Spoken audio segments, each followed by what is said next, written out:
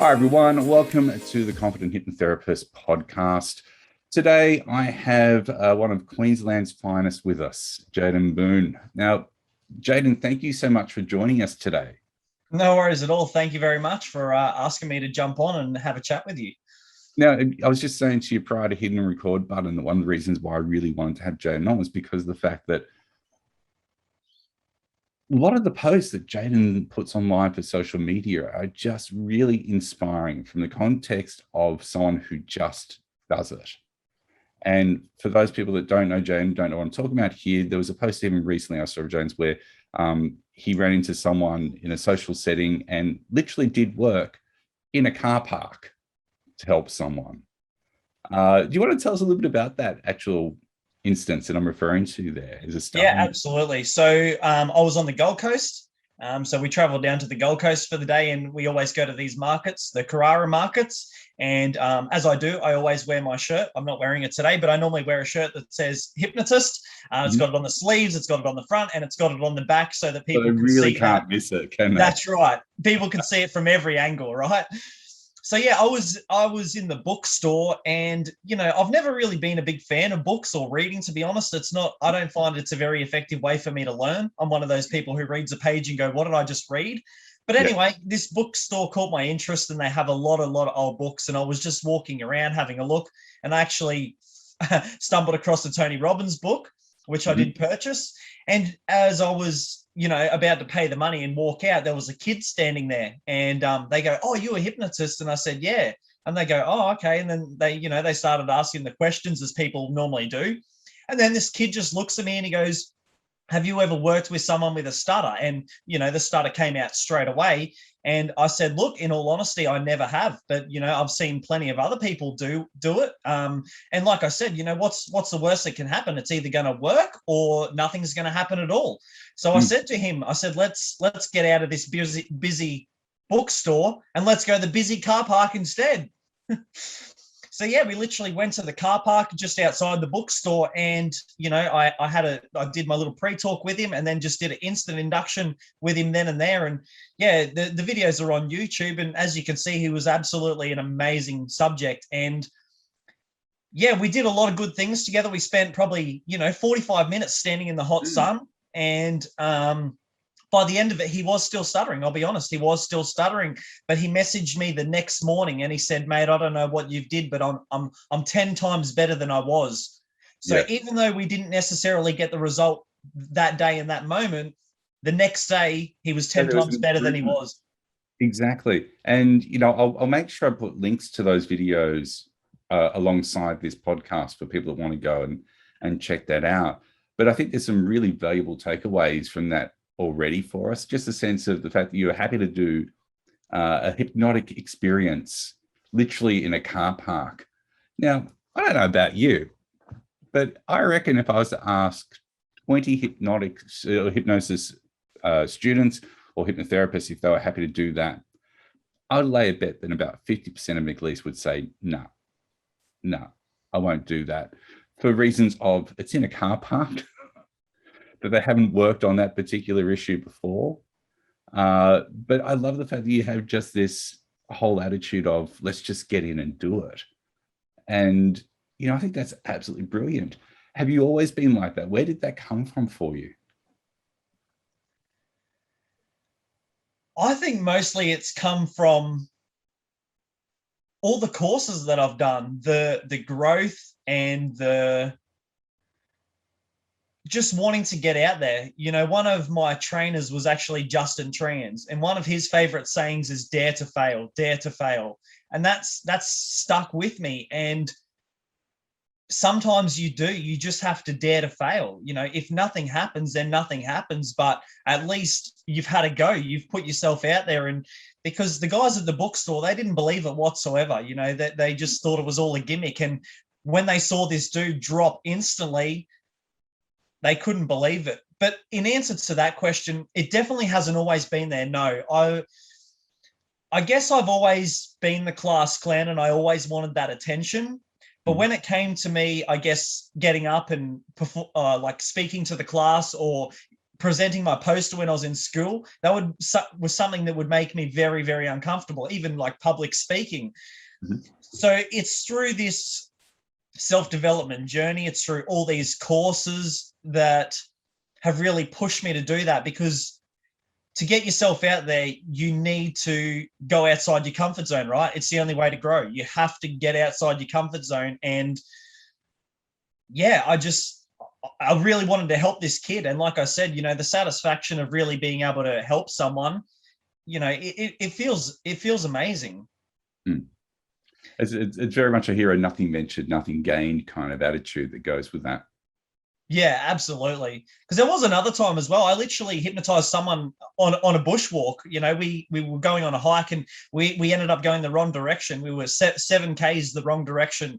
And I took this girl with me that hadn't been out of the house, adventured for a long time, because, she had a lot of stuff going on in her life, and she just wanted to get out and go and enjoy nature. And obviously someone that's sort of not been adventurous for a long time, her feet were very sore, and she had blisters all over her feet and had to take her shoes off. And by the time we got to the plane wreck, which is what we were looking for, it was a crashed plane in a national park. By the time we got there, she took her shoes off and her feet were in absolute agony.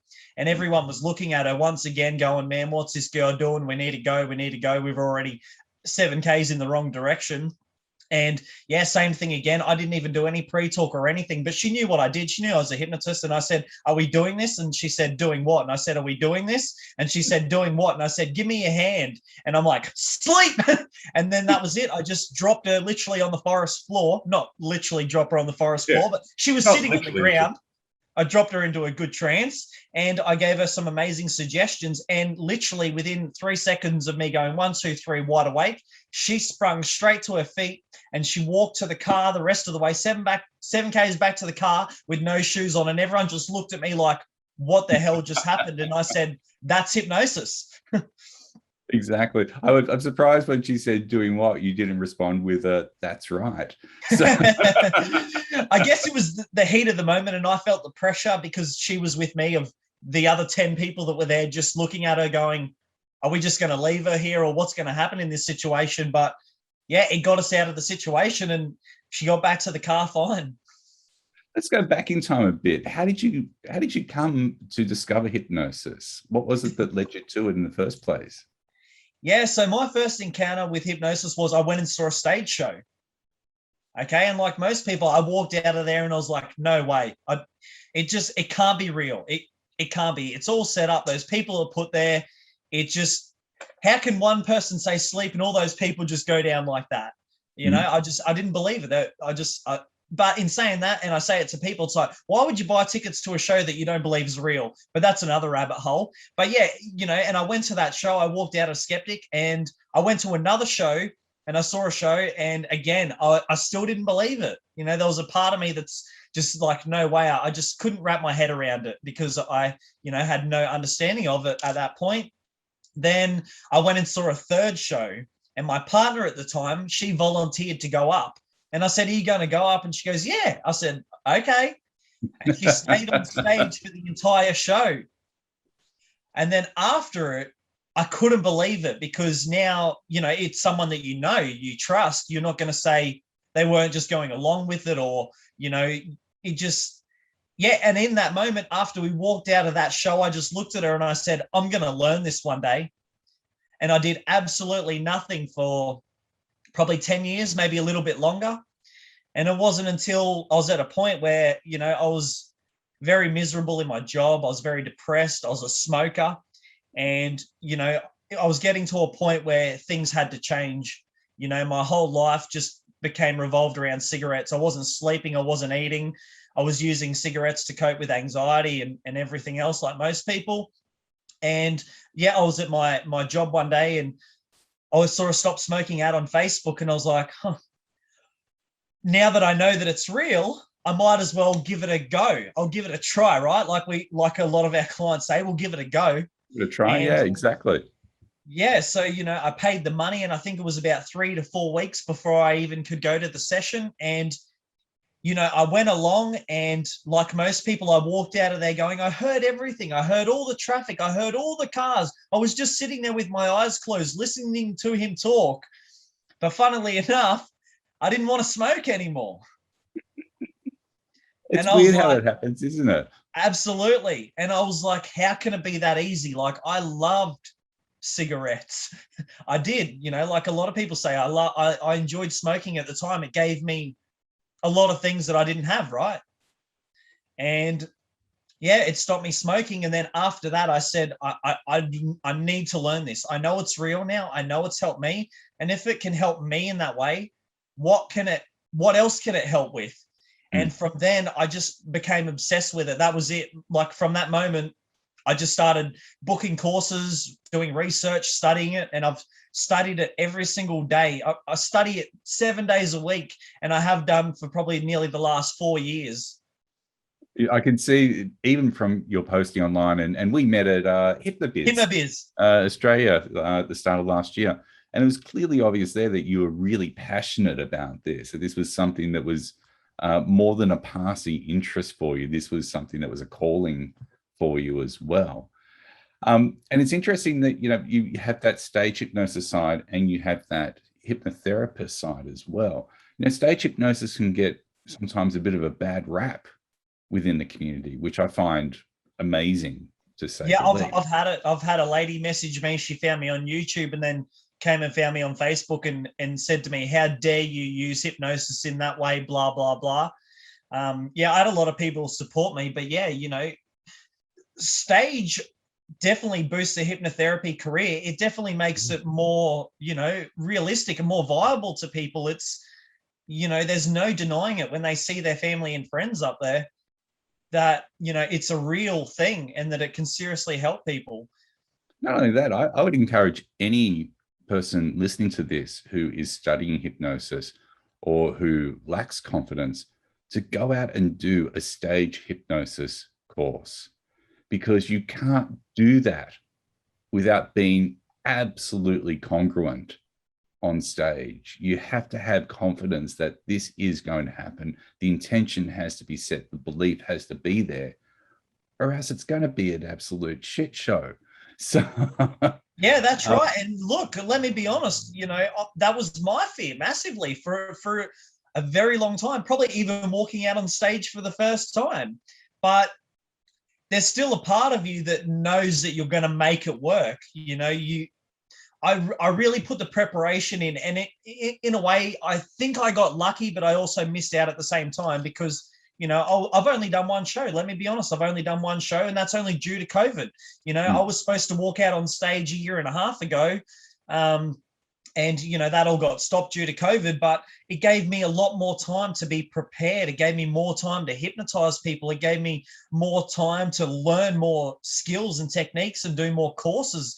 So even though it was a letdown, I think in a way it was a blessing in disguise. It allowed me more time to be prepared because it was nearly 12 months later that I finally got to do the show. So it definitely helped. It definitely helped.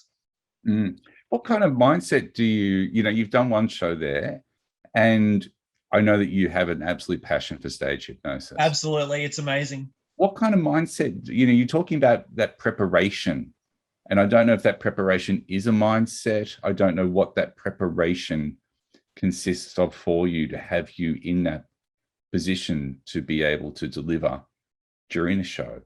I don't even know if you're consciously aware of it either. It might be something that you just kind of do. Do you know what that preparation, what does it look like for you?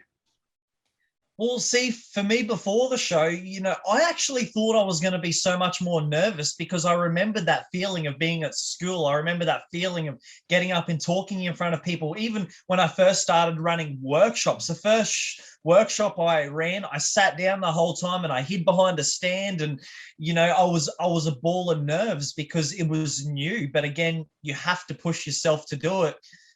But before that show, I guess my preparation was I just kept myself busy. I think I rocked up to the venue. I set all the stuff up. I didn't really feel like eating. I just wanted to be with my thoughts. I even did a video before it. I sat in my office where I am now, and I just did a little video, expressing my thoughts and what I'm going through and how I'm feeling to walk out on stage for that first time. But like I said, when I got there, I just spent some time by myself sitting backstage. I scrolled social media for a while. And then I just said, this is it. I've got to make it happen. Everyone's here. They're relying on me. This is what I want. And if I don't do it, I'm going to be like a majority of the population that just stays where they are and playing small and not going after what they wanted, because this is something that I have been talking about for the last few years. And it's like, now is that time to shine. This is the moment that I've been waiting for all this time. And I have to do it. I want to do it. And, I walked out on stage, and it was funny because I actually wore a disguise. I put a mask on, and I dressed as an old man. I've got an old man mask, and I put that on. And as my intro was playing, I walked out on stage, and I just pretending that I was an old man cleaning the chairs. And then the intro stopped, and I took the mask off and just looked at everyone, and I go, who knew it was me? And then that was it. I went straight into my pre-talk, and whatever emotion or whatever feeling that I was feeling, I guess it was exactly what I teach my clients. The tools, the strategies that we teach them, it was me to put them into place for myself. Yep. Because that's the most important thing. Those people were there to see me, to see my show, and I wanted to give them the best show that I could. And, it was an amazing show. I had 7 other hypnotists there, and even they said, some of them were stage hypnotists, and they said, man, that was amazing. And it made me feel good. All that hard work finally paid off. Yeah. What about as a hypnotherapist then? Do you still experience that same level of nerves working one-on-one as you would doing stage hypnosis, or is it a different kind of experience for you? Look, I think I'd be lying if I said I didn't. I definitely get nervous going into sessions sometime. Like, I honestly do, right? At this point, I do. But I think it is different, because you don't, I guess, have the pressure of all the people there watching you. And when you're in a therapeutic or you're in a session, it's very different, and that they only need to be at a light state of trance to be able to create, big changes. But it is something that's very important to me. I do love the therapy side because, like I said earlier, I know what it's done for me. It absolutely changed my life. When I did my NLP course and we had that breakthrough experience, just the weight that was lifted off my shoulders and letting go of those emotions, especially for me, the main things were the anger and the sadness. Mm-hmm. And once that disappeared, it changed my entire life. And, like I say to people, I didn't necessarily get into clinical hypnosis to help people. It was more about just learning the art and the skill and to see what it's capable of. But once I became so involved in it, I realized that it would be selfish of me not to give that to other people, because it's like, look what it did for me. It's changed my life. Someone who was a smoker, I was riddled with anxiety, and, I was seeing a psychologist, I was suicidal and depressed as all shit. And my biggest message to people is that it doesn't have to be that way. It can change very quickly and very easily once enough is enough. What advice, given that you've been doing this 5 years now, and I see that you're someone who is hungry to just constantly evolve and learn and grow. So for anyone who's listening to this, who might be new to this world of hypnotherapy, you might be studying right now. What advice would you give to them in order to help them find who they are as a hypnotherapist? Yeah, and that was the biggest thing for me too, really finding who you are. That took me a long time, I'll be honest. I was trying to be this person, I was trying to be that person. But my honest advice is, is just do your research, just look up to everyone that inspires you, people that you think are doing good work. It doesn't matter who they are. Sometime I'll be watching videos at home, and even my partner will say to me, she'll say, oh, they're a bit boring. But what I'm looking for is that golden nugget in there somewhere, because, even if you watch a 10-minute video and you're like, oh, and it feels draining. And I'll be honest, I have had a lot of time to sit around and do a lot of research and study and watch just about every hypnosis video that's on YouTube available. And I promise you that I've had that time to be able to do that. And I think it's just important to watch what people do, model what they do, and then just go out and do it.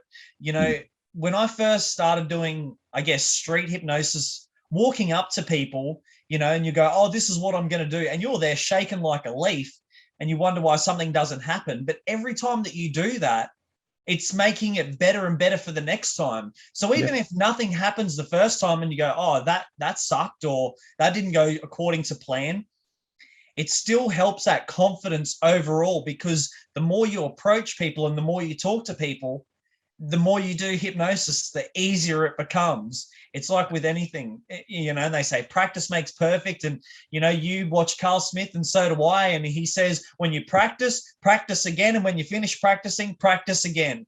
And it's so true. You've got to do it. And I think one of the things people forget as well is that when we see videos on YouTube of, you know, hypnotists going up and eliciting hypnotic phenomena on the street, we're seeing the one in 4, 5, 10 that was successful. We don't see the ones that aren't successful, which is kind of a shame, because I think if we did, it might normalize the experiences that some people have where they might not have got the outcome they wanted during a session. And that could be particularly for people who are learning hypnosis, that can be quite a damaging experience, because they walk away going, what did I do wrong? That's right. Even for myself. Yeah, they start to blame themselves for that. And that's also a double-edged sword. You know, there's almost this control aspect of it, of are they controlling the other person, as opposed to creating a space. But to be able to, you know, I actually admire those people out there like Carl Smith, you mentioned. In Australia, I know Clive Girdham does it occasionally, will post about, you know, the sessions that didn't go the way they planned, the ones that weren't successful, and the lessons that they still take out of that now, even this far into their career. You know, I think that's really valuable. You talked about Carl Smith, you mentioned Justin Trance earlier as well. You know, who've been the biggest influences on you? Who have helped shape you as a hypnotherapist or a hypnotist?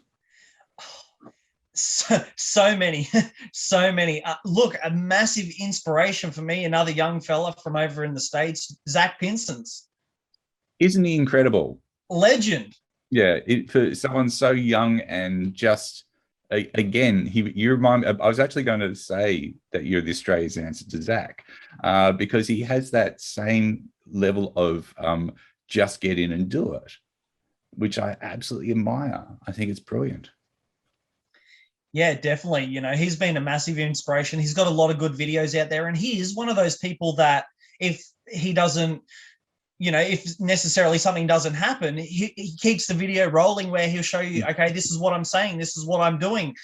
He doesn't necessarily break it down, but you can see the whole play out of the video. You know, if someone's foot doesn't stick to the floor, then he keeps going with the suggestion and coaches them into having that experience for themselves. You know, it's his channel has definitely been a big help. I mean, even the Jacquin stuff is amazing. You know, Freddie's book is amazing. You know, Anthony Jacquin's the Trilby collection. You know, massive help. Justin Trans, like I said, yeah, I've got a lot of his videos and material, and you know, I did his training. Even David Schneider, I think is absolutely phenomenal. I watch a lot of his stuff, you know, even his 4-hour YouTube videos, you know, I just break it up into time slots. Even when I'm at the gym, I'll listen to it. Yeah, you know, a lot of those big names have been a massive influence and yeah, helped, you know, with a lot of the things that I do in my sessions and say this and say that and do this and do that, you know, even people like James Tripp. You know, like I said, I watch everyone, and because you never know where that nugget's going to be, or, you know, just that one line or that one question to ask your client that just changes the whole outcome of the whole situation. I just finished reading James Trick's book, Hypnosis Without Trance. And it's kind of funny because he talks in it about martial arts. And I don't know what it is about martial arts. Most of my favorite hypnotists also seem to have a martial arts connection to it. But one of the things that he was talking about was about, the particular approach where instead of going against the resistance, you go with the flow of it. And the example he gave was, trying to elicit hypnotic phenomena, and it didn't get the result that he wanted. And so he would feed that back to them, but then begin to use that feedback to go into what he wanted that time. So if that, for instance, I think the example he gives in the book was a hand stick, and you're saying the hand sticks to the table, and try to lift that hand and find that it sticks. And he mentions in the book that the hand began to lift, and he would go, and that's right, as that hand begins to, and he would segue it into the other thing anyway. So I think that's always really valuable, because we have so many people that kind of go into their sessions thinking, well, it has to go this way, and then when the client doesn't go that way, they kind of go, crap, what do I do? As opposed to just taking that and going, that's right, and as you do that, yeah, it's that's a great right. read. Yeah, and even like with like finger magnets and stuff, right? It's obviously due to the physiology of the body, the fingers are automatically supposed to come together, right? Regardless. Or as But Carl then, Smith calls them, magic fingers, which I always love. yeah, right. But then, like I was going to say, then you get other people, right, who imagine magnets that repel, and their fingers will go the other way. So again, you just utilize that. They're still having an experience. Absolutely. So where do you see yourself going? Like, I mean, for someone who's so driven, for someone who's so passionate, and you may or may not know the answer to this as well, but, if you could look into the future, 5 years or 10 years, what's the hope for you? What do you want to do with this career? Look, in all honesty, what I want to do is I just want to make people have a better life by doing my stage shows, making people come and have a laugh and enjoy that experience, but then using that audience leverage, explain to them, guys, if you can do all these crazy, silly things, imagine how you could use this tool to rapidly change your life, because it is possible. There's no way I would have imagined myself ever in this career, never in a million years. And where I want to be is I just want to continue to do shows. Obviously, the dream, the goal is to travel the world. Obviously, we don't know how long it's going to be before things go back to normal. So whenever people watch this, we are still in COVID or going through COVID. But I'm pretty sure this will come out before the end of the pandemic. Yeah, but I mean, in future reference, if anyone sees the video in future. But yeah, where I want to be, I just want to be on more stages. I want to be in more countries. I want to talk to more people. I want to train with more people. I want to train people. So where I see myself, I see myself on more stages, talking to more people, right? Because that's our whole career, talking to people and influence and persuading and helping them overcome challenges. And I just want to continue to be a good person, because in my past, I wasn't necessarily a good person or made a good impact on people's life. And now I think it's my time to right those wrongs and to improve myself, because at the end of the day, that's what it's about, making yourself better, your own life better, and having a positive impact on the people around you. And I never used to do that. And now that I've been able to let go of the past and move forward, it's really changed everything for me. So like I said, I just want more people to understand that this is a real thing, that it really can help, and that it should be looked at more mainstream rather than the last resort, because I'm sure you hear it a lot. Oh, this was my last option. I've tried everything else. It should be that, oh, we came to you first. So yeah, that's where I want to be. I just want to be on more stages in more countries, talking to more people. I want to train people, and I want to just help people overcome challenges, because I know that it's possible. If people want to reach out to you, Jaden, what's the best way for them to do that? If someone's listening to this and thinking, I really like this guy, I want to be able to connect with them and talk more, how can they reach out? Yeah, so I'm on Instagram under Hypnotist Jaden Boon. I'm on Facebook just under Jaden Boon. I also got a couple of Facebook pages. I'm sure my name will come up. And I'm also on YouTube. I don't have a website as of yet. That's coming very shortly, but just through the main sources of social media. So Jan, I want to thank you for taking the time to do this podcast today. Like, I mean, as I mentioned to you before we came on, and the reason I reached out to you is that, you inspire me in terms of your confidence, your ability to just get out there and do it. I think if more people adopted that kind of being comfortable with discomfort and stepping outside the comfort zone, I think would be so much more effective therapists, and be good if I could even talk this morning as words kind of fall out. That's that happens. So thank you so much for your time. And for everyone listening, I hope that you got some inspiration out of this today as well. I'll make sure I put a link to Jaden's YouTube channel. Please go and check it out, because I think you'll be so very impressed with what this young man's just doing. And Jaden, thank you for your time. No worries at all, mate. Like I said, thank you so much for having me on. It's I feel honored. It's always good when someone invites you to be on their podcast, because the more people that we can spread our message to, the better off we all are. And it's an amazing thing. Yeah, thanks, mate. No worries. Everyone, take care. We'll see you next time.